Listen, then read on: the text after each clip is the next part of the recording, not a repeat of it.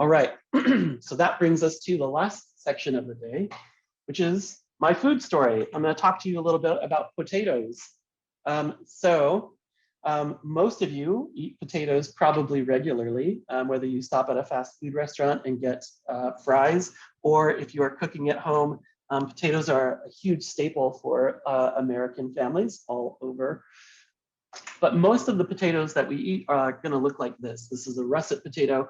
It's a huge potato with lots of calories, and it's easy to grow and cultivate in our climate in North America.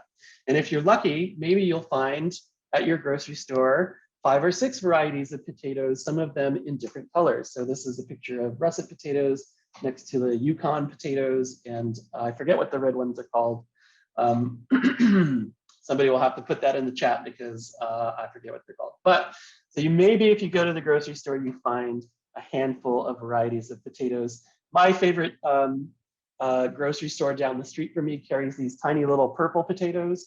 They're purple inside and outside, and they don't taste any different. They're just a different color, but I like to cook them because I think it's awesome to have purple potatoes on your plate.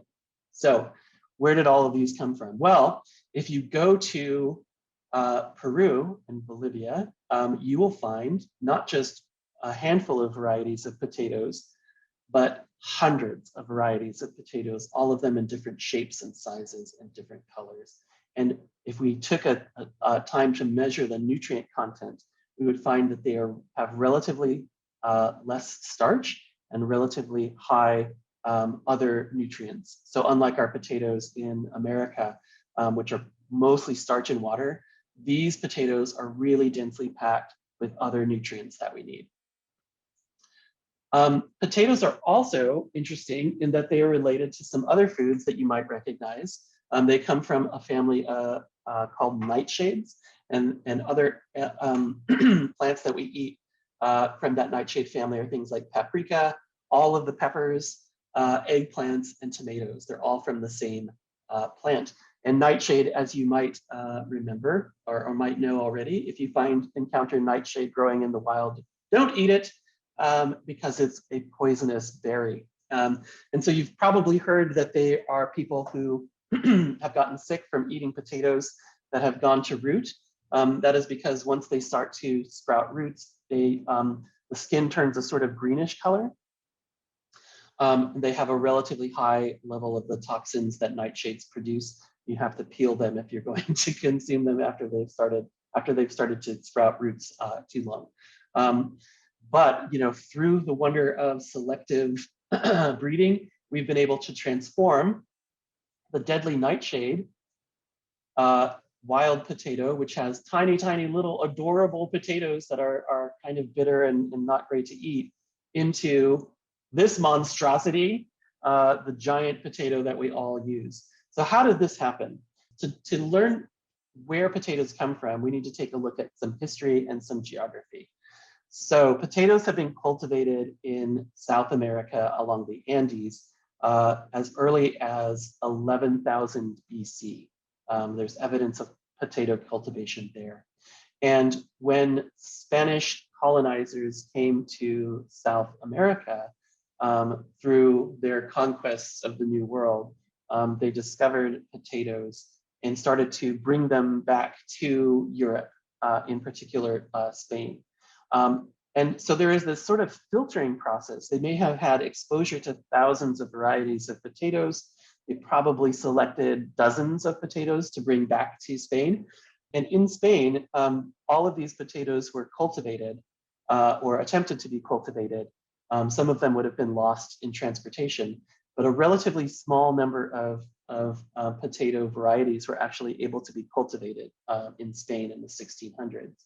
And from there, that spread across Europe, to Africa, to Asia, and to North America, where potatoes became the staple that they are today.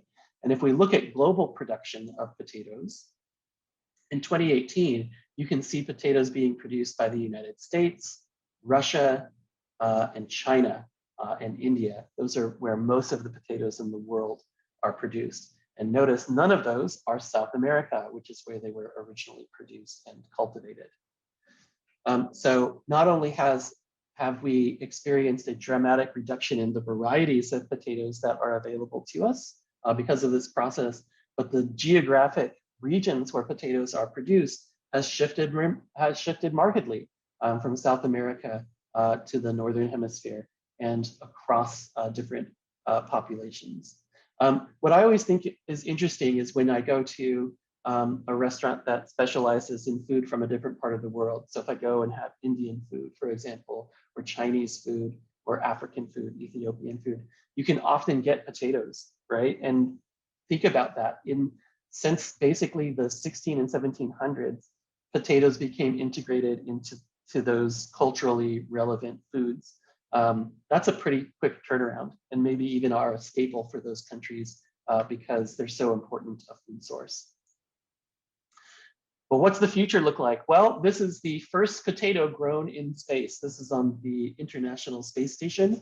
Potatoes being grown under hydroponic conditions, which means without soil. And you can see they don't look like they're doing so good. They're a little bit wilty and weird, but they were able to produce some tubers from growing them in space. And then, of course, one day, perhaps on Mars, like this guy, growing potatoes in soil that he created using human waste.